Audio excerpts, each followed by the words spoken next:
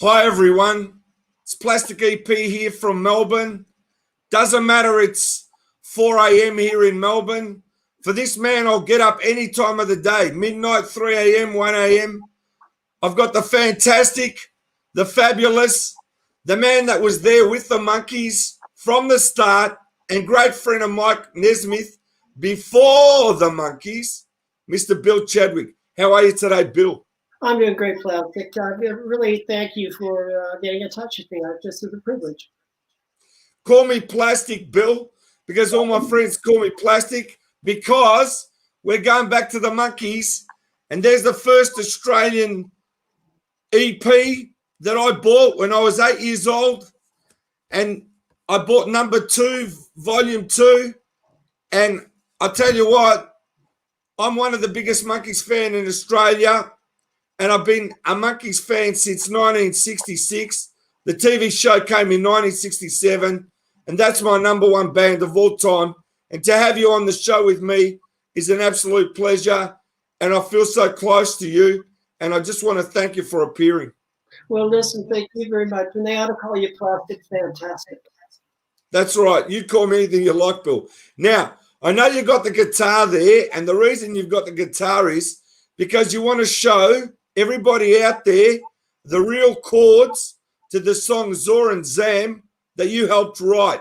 That's correct, isn't it? Yeah, my brother John and I wrote it. I'm going to change my camera angle around here because my face isn't as important as the chords are. Sure, no problem. Take your time. You look through all the YouTube stuff, you'll see people that have tried to, learn how to figure out how to play the chords to Zor and Zam, and they're the simplest chords in the world. I used to write a lot of songs in what are called modal chords, which means they don't have a third. They're kind of like the grandfather of what later became known as power chords. Okay, and so what it is, this is just a power chord. Can you see if I can get this? Yeah, we can see it perfect there, Bill. Yeah, is that a better angle? These two fingers up at the, you can see where they are, and this finger here. So the notes are, they're all E's and B's. So it goes, and then you slide down 2 frets, and then you drop down a string here to where you're, let's see, I'm trying to do this watching the camera. That's it. Drop That's it. from here.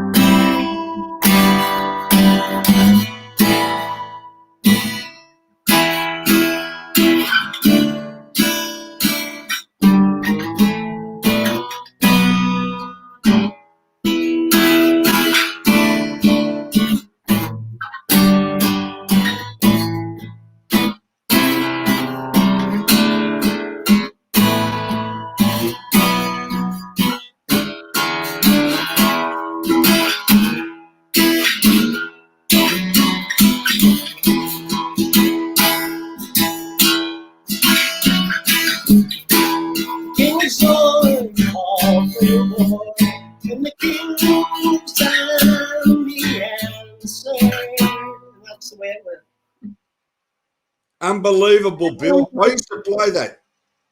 And the French song was based on something very similar. Just 2 fingers.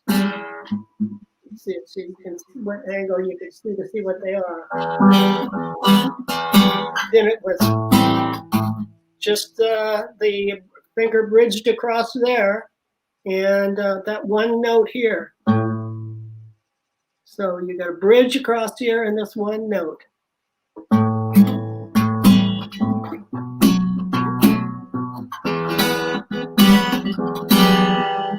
That's all it was. You know, just simple. I worked with very simple chords in most of the songs I wrote. Amazing. I always felt that gave people more room to express themselves vocally. If you didn't put too much in, then you didn't have to take it all out later. I really appreciate you showing them the chords. And now, take a seat, Bill, and I want to take you back. I want to take you back to a photo That's a Henry Dilks photo. To me, it's an iconic photo. And here it is.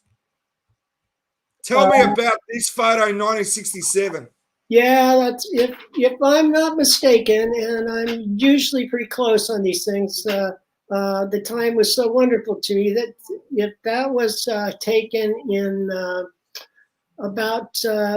it was taken in Chicago while we were doing background vocals on a piece that, and I can't remember what song it was, but it was a piece that was produced by Chip Douglas. And at the very end of the song, I hold a drumstick up to my face like this and tap on it with my mouth open and go. You can't hear the sound over the microphone now, but if I had a drumstick handy, you'd hear it. It changes as if a drumstick was in a tunnel, and it's kind of like a wah-wah sound, and it gives kind of a little sound through that. And we used to play around and try to be inventive with stuff, you know. It was always a thrill. Now, you know, I've got to ask you, I was lucky enough to have an interview with Ron Dainty last week, and he said he auditioned for the Monkees. Did you see him at the audition? That's a good question. There was so much going on. I saw a lot of people, and I worked with a lot of people that I'd never met before. And I know I'd never met Ron before that. And a good chance that I did, but I couldn't say for sure. And well, we love Ron, and he was good. And he told me that he auditioned for the Monkees. And believe it or not, I never knew that fact until he told me. So that's pretty unbelievable. Well, there were a lot of great people that were there to during those auditions. A lot of people that really made it really big. And you know, there was so many people that were in those auditions that were so good. It must have been just a tremendous task for Bob Rafelson and Bert Snyder to decide who they were going to finally choose to be the final four. Let's go back now. Let's go back. Let's focus on what the process was, because you made the final cut. I want to know the story. You told me a story too about what stopped you from being selected. Well, what really stopped me from being selected was at the time Mickey and I looked so much alike, and because when he was Circus Boy, I used to get stopped on the street, and people thought I was Circus Boy, and sometimes I'd play along with it, and you know, just as a goof, even just as a little kid, I goofed on stuff like that. But in fact, during the Monkees, the height of the Monkees.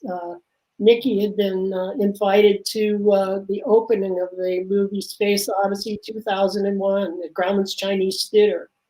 And Samantha had come over to visit him when they were married, you know, early in their marriage. And in fact, I don't think too many people even knew about it. It might have even been before they were married, but he had come over or she had come over to visit, and they wanted to spend some time together, and instead of going to the premiere, so he gave me the tickets. So I took the girl that I was dating at the time to the awards, and the next day, to the premiere, and the next day in the newspapers was a picture of me and this girl, and it said, "Mickey has a new girlfriend," and it was really funny. It was, you know, between all of us, it was a big laugh. Unbelievable. Yeah. So anyway, at the audition, let's go through the process. You didn't know Bert or Bob before the audition, did you? No, not at all. Mike and I were working for Randy Sparks, and in fact, I had been chosen to scout for some people for Randy for a group that he was trying to put together. This is pre-Monkees. I'm going back a little to give you a little background story. I went to the Troubadour one night, to the Monday night hoot, or hoot nanny is what they called it then, but everybody at the Troubadour called it the hoot. And so we would we'd go. I'd sing, and then I'm sitting there in the audience, and Mike came on with John London. And he did such a great job. I said, hey, God, he'd be a natural for this. So I spoke with him afterwards. I said, why don't you come down? He said, well, I don't know. I said, come down. I said, you've got really nothing happening right now, and it could give you some opportunities. You can always walk away from it anytime you want to. So he did, and Mike and John became members of the New Society, along with Niles Brown and Michael Murphy, who wrote Geronimo's Cadillac and a few other songs later on in his career, and Owens Castleman and Del Ramos, who ended up being one of the association, and just a whole bunch of really, really talented people. I can't even just quick off the top of my head say who they were, but a whole bunch of us went down to the auditions because Barry Friedman, who was a producer, ended up being a pretty well-known producer in Hollywood, was working for Randy too. And he had seen this ad in Billboard or Variety or something, and he drug a whole bunch of us down there. So we went down there, and initially we had we're each run together and introduced to one of the Monkees if we didn't know him. My first interview was with Davey, and I were interviewed together by Lester Still and somebody else. I don't remember. Lester Still was the head of Screen Gems Columbia Music on the West Coast. Wonderful guy. I always thought of him as my mentor. And then from that stage, I had, that was my first meeting with Davey. And wonderful day. We got off just fine, because I think they were looking for, I don't know if other people went through that or not, but I think they were looking for people that could get along together and, that could feel some immediate camaraderie. And so the next step was we're called in individually to be interviewed by Bob Rafelson. And Bob and I originally just automatically hit it off because he had seen Mike and I sing together, and he knew that we could really make a buzz. And the phrase "make a buzz." It's where two singers, when they sing together, it sounds like more than two people. Yeah. Yeah, that's it. And Mike and I could always make a buzz. Mike was one of those guys. I was one of those guys. Henry Dillis was one of those guys. He did a lot of background vocals. Keith Allison was one of those guys. Harry Nilsson was one of those guys. You sit down with sing. It was like sitting down and like I had the opportunity once to sit down and sing with the Bee Gees. These people just naturally could make that buzz. It wasn't something that they learned. It was something they were born with. It was part of them, And unfortunately, I was blessed with that, so then we went from there. We went into screen tests, and these are goofball screen tests. Well, what killed me really from being in it was the fact that I couldn't act worth crap, But during the interview with Bob Rafelson, we were sitting there across he was on one side of a coffee table and with a camera behind him pointed at me. And I was sitting on a couch. And he reaches over to this bowl of what looked like a bowl of fruit on the coffee table, and he picks this orange up and tosses it to me across the coffee table. And it was about this big around, looked like a big California navel orange, like it's going to be as juicy as heaven, And so he tosses me this thing, and I catch it, and it's not an orange; it's just a hollow plastic ball. I said, what is it? You guys can't even afford real fruit on this show? What kind of a low budget show is this? And I said, besides, I don't want plastic. And I threw it back to me. He said, why don't you want plastic? I said, because in 20 years, we're all going to be up to our knees in waste plastic. And we went through this whole thing because I was really anti-plastic at the time. I still am, Well, Bill, Did you ever think that in 2020 you'd be interviewed by Plastic EP? How's that? That's the reason I brought it up. I thought that you might get a kick. That's where I came up with Plastic Fantastic. Now, listen, I got to tell you, I've got Charles Rosenay. He's just sent me a text now while we're live. He said, phenomenal. I can't even get it out of my mouth, right? He said, great interview. Bill was one of the best convention guests ever at Hartford, Connecticut in 1983.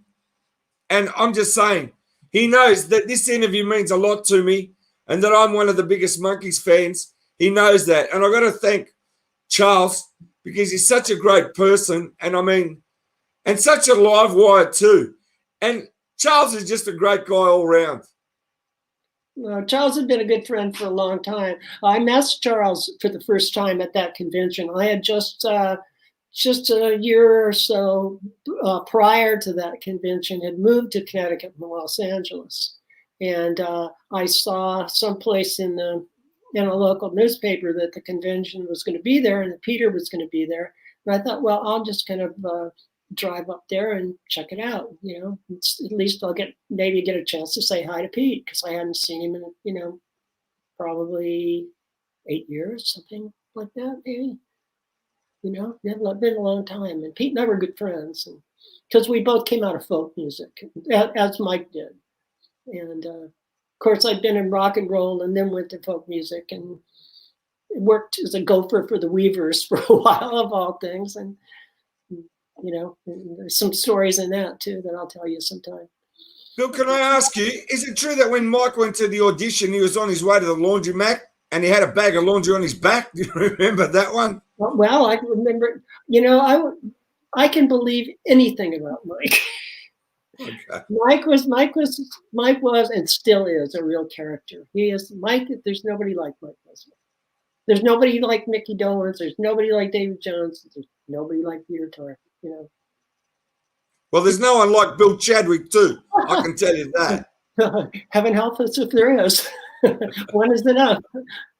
Now listen, I've got to get into different details. If you ever put Mickey Dolenz and this is saying 20, 30 years ago, if you ever put Mickey Dolenz and me and Bruce Johnson of the Beach Boys together in the same room, you'd think that we were fraternal brothers, fraternal triplets. Well, I'll tell you what, we may, with a bit of your help, when we're doing an interview again, we might be fortunate enough to get Mickey to make an appearance, and we'll look at how you guys look together alongside the screen. That would be unreal. He was, and now we don't look so much alike. You've changed a lot as you age, but in the old days we didn't look that much alike. That there was just something about us that everybody would confuse me for him. I wasn't well known enough for anybody to confuse him with me, so but that was cool. I didn't care. Now I've got to move on to another topic. You're a good friend of Lynn Randell, the Australian singer that was fortunate enough to play the first Monkees tour in '67, and that was huge here. She was like an international artist before her time. And I just want to show you, this is my Monkees Headquarters album, signed by Davy Jones on the front. But I'm very fortunate, once I get this off it, on the back, I've actually got Lynn Randell's signature. It says to Daniel. Are you set on green screen or something? Because it's I'm set on something, but you can see it says to Daniel. Yeah. Lynn Randell, and it says Monkees 67. I'll read it to you exactly. To Daniel, I was there on the night. Lynn Randell, Monkees Tour 67, America. That's what it says, and now you can see it better. Oh yeah, that's better. That is better, isn't it? Lynn was a real sweetheart. She was always right there, right on time and right on key, right on pitch. Unbelievable. And the fact she was Australian. Yeah, The tour was in September '68 here. I never had any idea how they found her. What the I would be interested in the story on that, because how she became involved. I mean, she was such a sweetheart, such a fine young lady. I can find that out. Can I also ask you one question, since we're talking about the Monkey 68 tour? Yeah. Do you know why they left the Monkeemobile, the #1 car here? It arrived after the tour, and then the car stayed here and never went back to the States. Do you know anything about that at all, Bill? No, not at all. Not at all. Okay, I just thought I'd mention it. Yeah, it's very interesting. I didn't know that. That's see, I'm learning something here too. And the other thing I want to say is, let's talk briefly on Jimi Hendrix. Apparently, you helped him with clothes and so forth. Tell me about that. Well, first of all, I kind of almost met Jimmy at Monterey. I walked through the back dressing area because I had a press pass. Screen Gems had gotten me a press pass, and flew a bunch of us up there in a Learjet to see it. That was quite an experience in itself. But we got up there, and I got distracted by running into a guy that I'd always wanted to meet. Give me a second. Let me grab a picture. Of course. Anyway, Charles, I appreciate it. Bill and Mickey did look alike. This is a picture you might find interesting. Let me see if I can hold it up to where you can see it. I see it. Brian Jones. Yeah. This is let's see, how can I do this? Right there. Right there. I see it. Perfect. That's Brian and I backstage at Monterey Pop Festival. And somebody sent me this photo just a few months ago. I didn't know it existed. And I was so excited that when I got it. But that Brian, meeting Brian was more important to me than because of the fact that we were both into ethnic instruments and the Asian sounds, like George Harrison was interested in. We all had that common interest, and but anyway, that's off to the side. But Bill, I got to say, there's an important photo. I don't mean to get off the subject. No. Bill, speaking about what you're talking about, there's a very important photo where George Harrison is playing the sitar, and you're next to him, and Peter's next to him. Yeah, tell me about that. I took that with I built a special little remote control, little electronic remote control before they were, because I was really into electronics, and like Mickey was into crazy things. He's a lot more talented guy than you would ever possibly imagine. The guy can build anything, He was like me. Gyrocopter. I heard he built a gyrocopter in his house. Yeah, he had a gyrocopter, yeah. I helped put a few of the parts of that together. We did all kinds of. Did he actually fly in it? Yeah. Not a whole lot of times, but he did, yeah. He could do anything he wanted to do. He was like me. You give us a challenge, and we'll either conquer it or we'll hurt ourselves, and quite often both. Bill, what was it like driving around in the Monkeemobile? Can you give me a few Monkeemobile stories? You got no idea how many people love the Monkeemobile. First, to get back to Jimi Hendrix. Yep. We don't forget that part. Jimmy and I became very close, and we'd go out to during the tour when he was with the Monkees, we'd go out to places like clubs in New York. And one night we went into a club, and we had partaken a bit of some of the colorful background in your behind you, and we walked into this club, and we walked up to the stage, and one of the guys says, "Bill, how are you?" And Jimmy about fell over. He says, "Where do you know these guys from?" I said, "We used to sing together at the same time. I opened for them at a club called the Insomniac in Hermosa Beach, California. It was a little beatnik club. It was my brain just went dead. The brothers, I can't believe this. The Chambers brothers. It was Willie Chambers, and he says, "I can't believe you know these guys. They were all friends of mine." and just crazy things like that would happen. It's out of the blue. And it was just such a wonderful time. But anyway, Jimmy and I became really good friends, and I opened a little clothing shop called Blind Camille in West Hollywood that you had to walk through the open seating patio of a health food restaurant to even get to it. And Jimmy would come in for stuff. I made a whole bunch of fancy silk shirts for him. And Joni Mitchell was one of my clients, and Graham Nash, and Catwoman.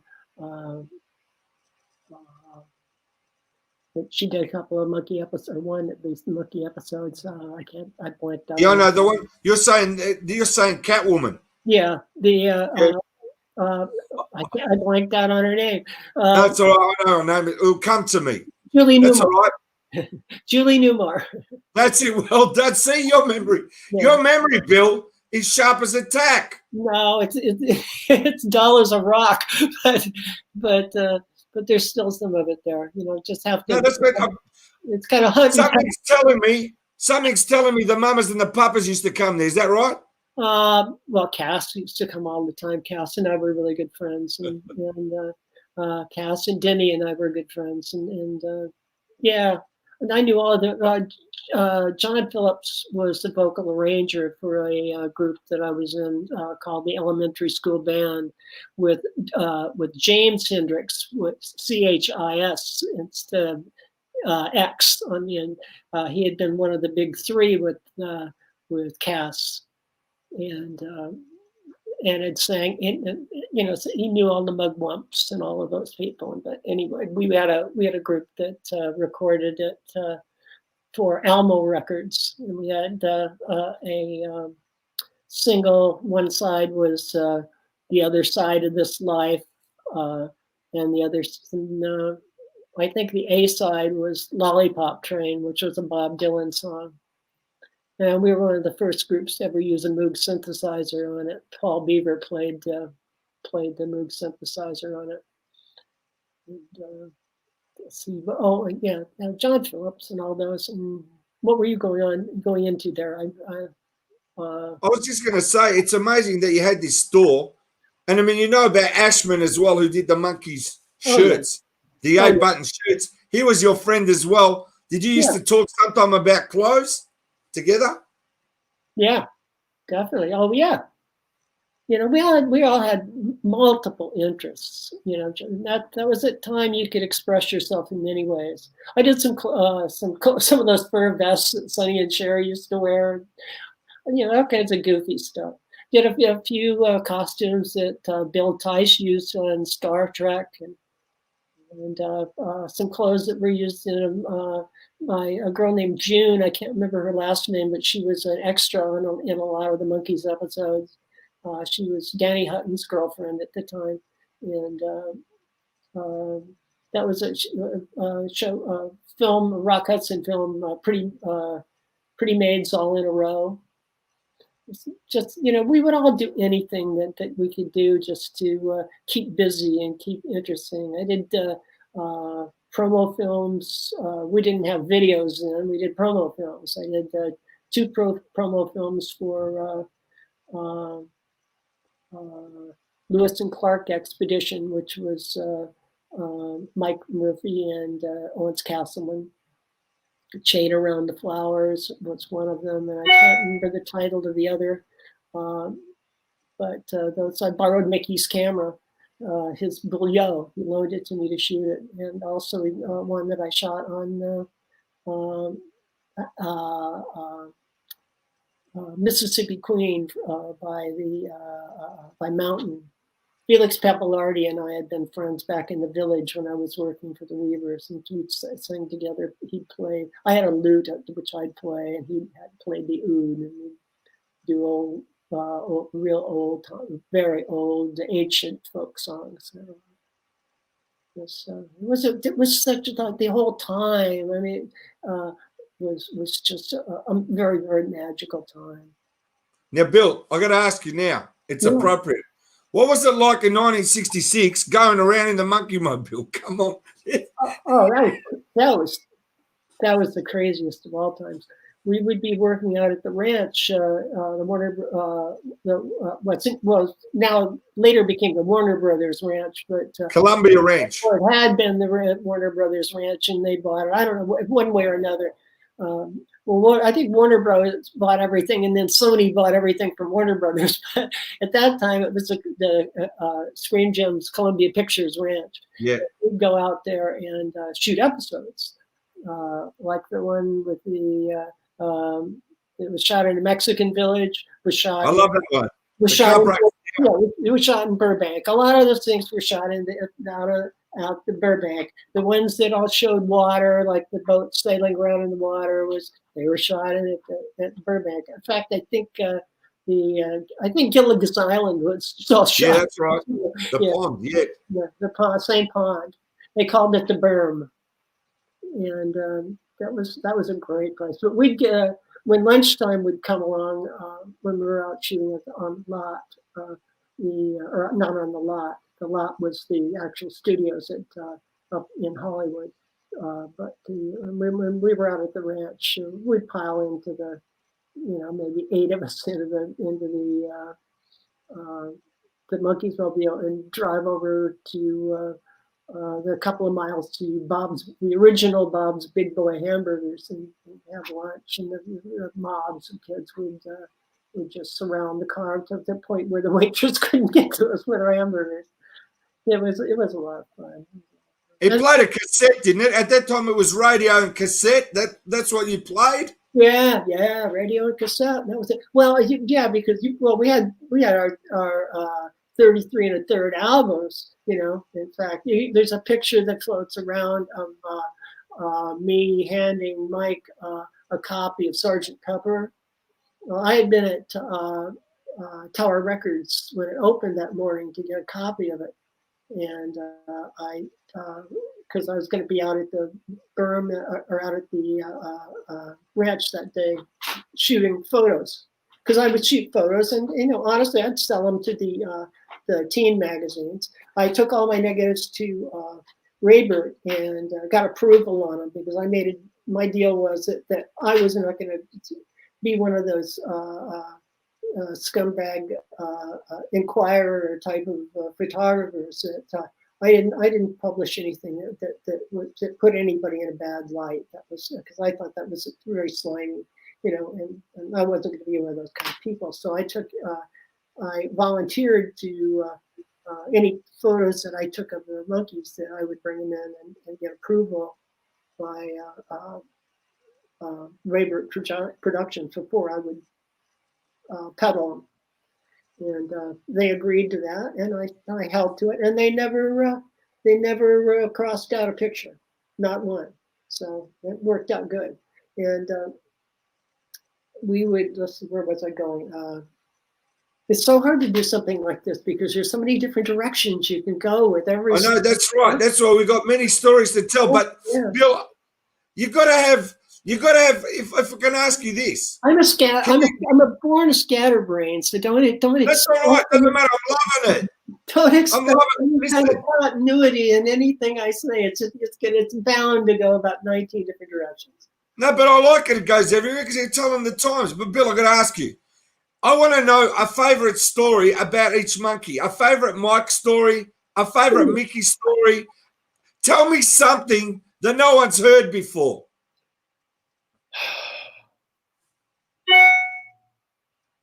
Wow, that's a tough one. No, you can take your time. One at a time. We had so many wonderful experiences with all of them. Less with Peter, because Peter and I didn't spend as much time together as we could have. I remember for Peter, one of the most memorable days was one day up at his house when he and I and Jimi Hendrix and it seems like it might have been Buddy Miles. Just a whole bunch of just great musicians were jamming up there. It was like just a whole. What's the stories that used to go out that there was nude women swimming in the pool? and people sleeping everywhere. Oh, no, people were sleeping with everybody, but just like nudism wasn't like was not like a forbidden thing.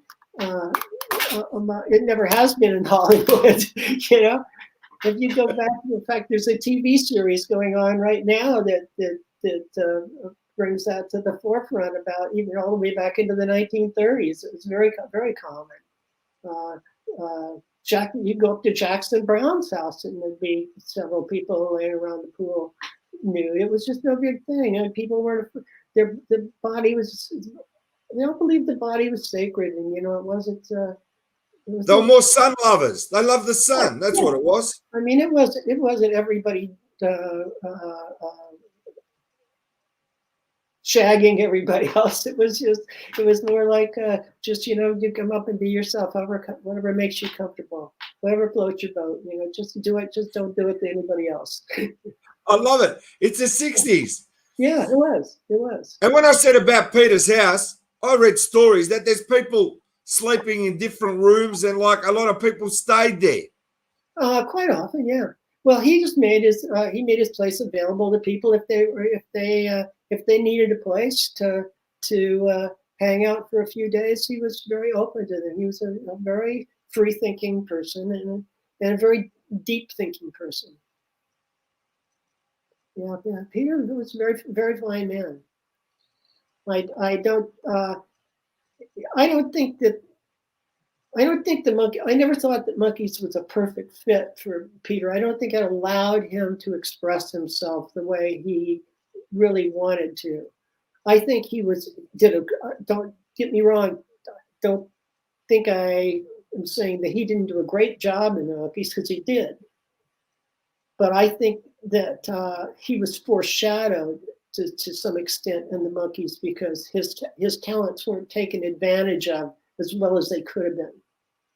You know, I had an awful lot of respect for Peter. A very, very, very fine person. You know, a very positive person, and I think it was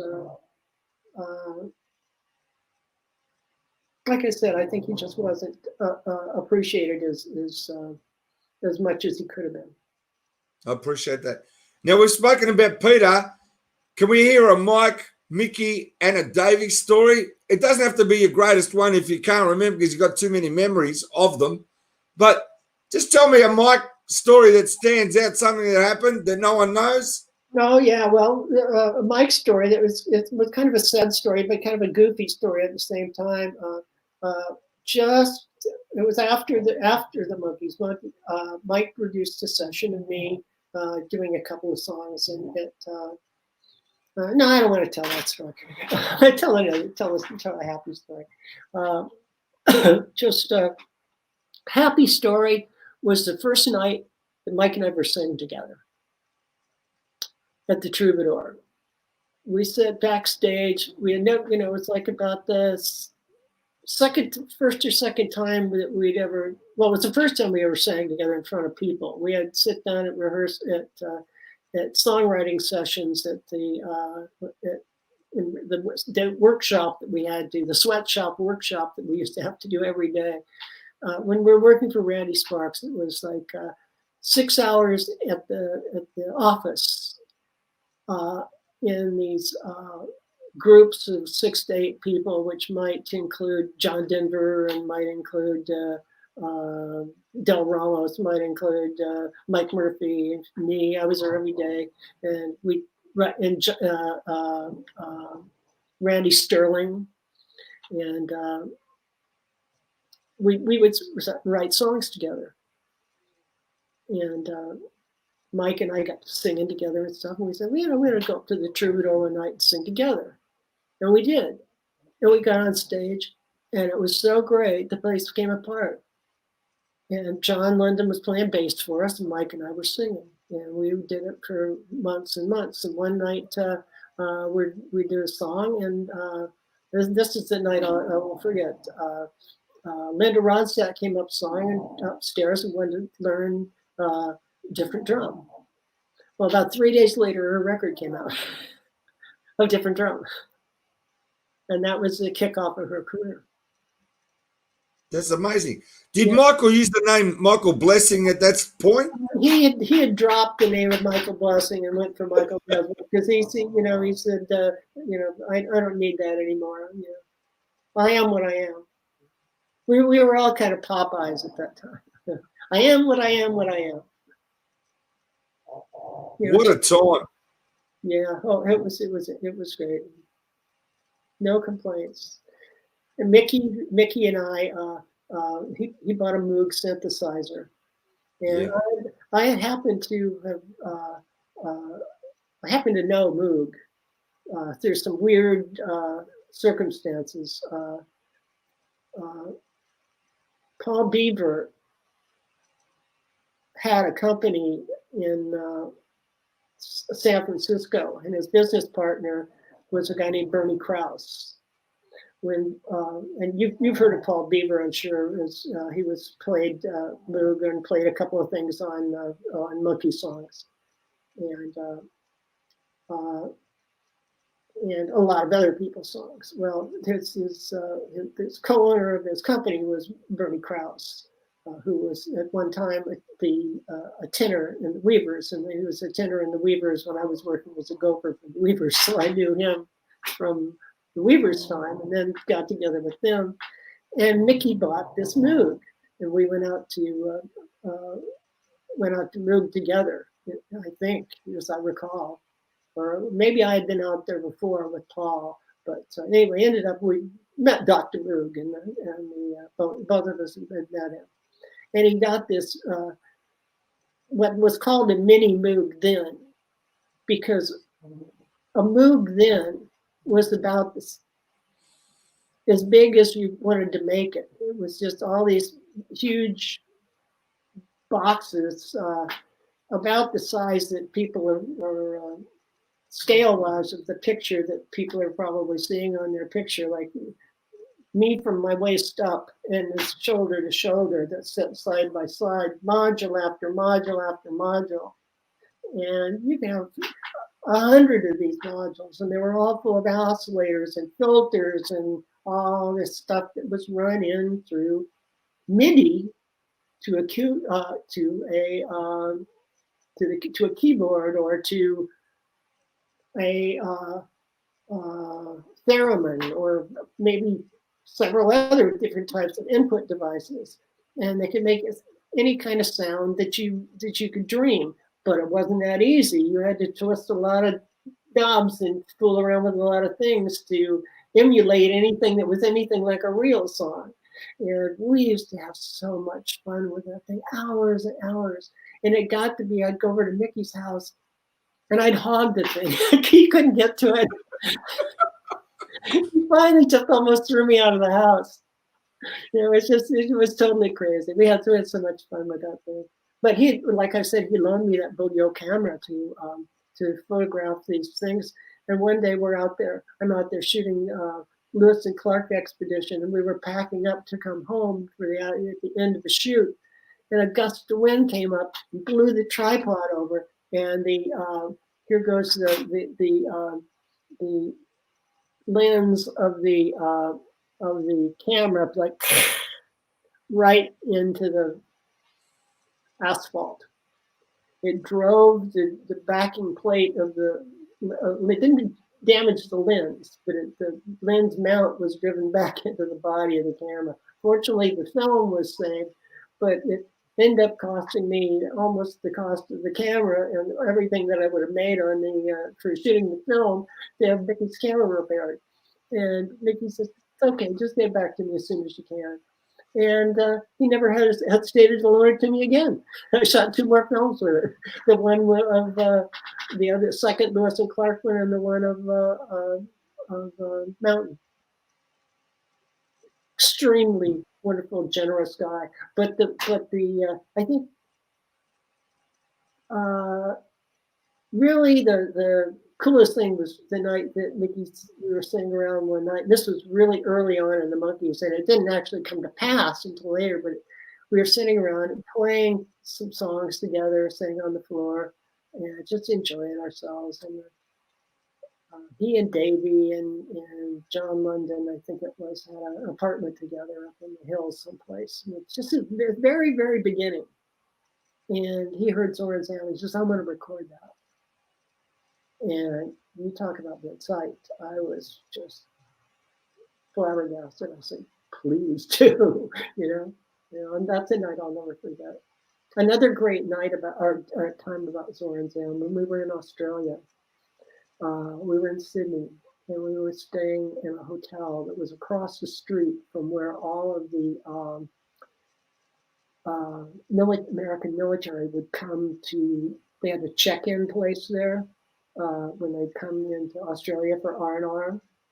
You know what I mean? R&R, rest and relaxation. Come out of combat for a few weeks and just to kind of get their minds back to where there was something. You could look at somebody without looking through your sights.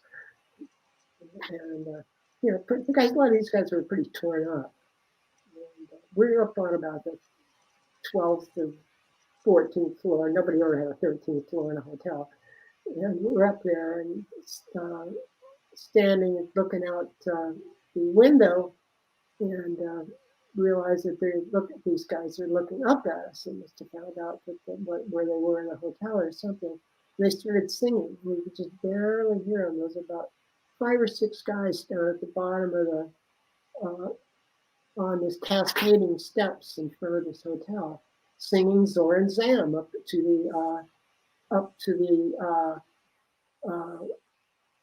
them on the balcony. I was standing up there with them, and before much time went by, it kept happening, and the crowd kept getting bigger and bigger until there were 300 or 400 guys out there singing, and it became louder and louder until it was just encompassing. And we're up there, and I got tears just flowing down my face. It was one of the most moving moments of my life. I mean, that is something that will stick with me forever. Probably more than anything else. All my experiences in my life, as far as someone being moved by something that I had a piece of, or I was a piece of. Well, I got to tell you, Bill, this came out in 1969. I don't know if you remember it. Zor and Zam are on it. Oh, yeah. The song Zor and Zam in the corner there. Do you see it at the bottom? Yep.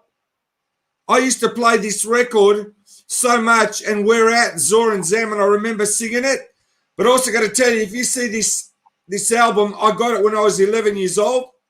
But what I couldn't understand is why there was no picture of the Monkees.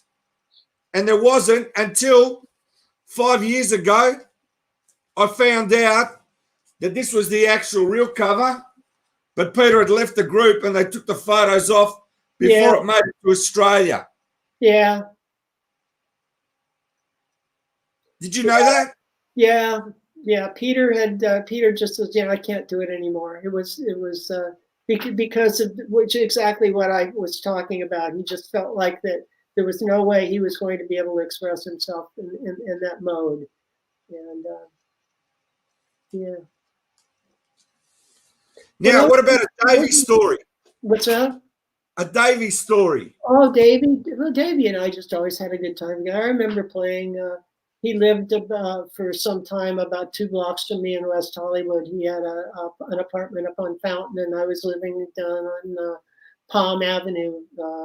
At that time, I think it was, I lived about 2 doors from, what's his name, the Eve of Destruction. And then later on, Neil Young lived a couple doors down the street from me. And that's when I talked him into playing guitar on You and I, the song that Davey and I did. Yep. Yeah. So you were responsible for that? Yeah, that was written on that was written actually on an airplane. And because I was thinking about how I felt about that it was kind of like the Monkees thing was kind of coming to an end, and Davey had the same feelings, and so it kind of, or not that it was that the life of the Monkees, but the show and the big the big time was fading. You know, they weren't getting the support and the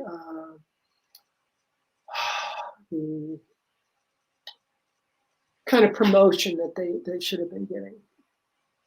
Screen Gems was trying to move on to the Partridge Family TV show, and they were already planning the Cowsills when they started the Partridge Family. So, you know, there was the big corporations. That's the way they work. Did you know the Cowsills? No, I never met them. I was offered the opportunity to be a songwriter for them, as I was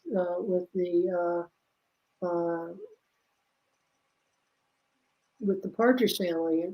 Lester Sills offered me that opportunity, and fool that I was, I thought I was too cool for that, which was a very bad attitude for me, you know, and I kicked myself in the head for being such an ass at the time, you know. But I don't blame you, because your loyalty was with the Monkees. For thinking that I was better than somebody else, and that's you know, that was unlike me. I don't know why. I don't know how that happened, but there's so many great photos of you on the net. I let my ego get in front of me, and you know, there's so many great photos of you on the net. Oh, what's that? So many what? There's so many great photos of you on the internet. I'll give you an example. You're standing there with Mickey, and you're hammering a nail. Oh yeah, yeah. We used to build things together, and we had a lot of fun together. Mickey and I are a lot alike. Mickey's extremely creative and extremely talented man. You know, he can create just about anything he can imagine. When I kind of slid out of music after the Street, the project that Davey and I did, the kind of indoor mall, clothing mall. I don't know if you know much about that, but that was a shop, wasn't it? Yeah, well, it was a collection of shops. My brother, is that the same one that was called Zilch?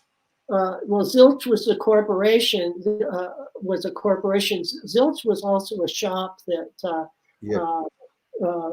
originally there was a shop that Davey and his wife had in New York, and then I don't think it was successful, and he started talking about it. And I had opened my clothing shop in West Hollywood, like I said, in the back of a health food restaurant, Help.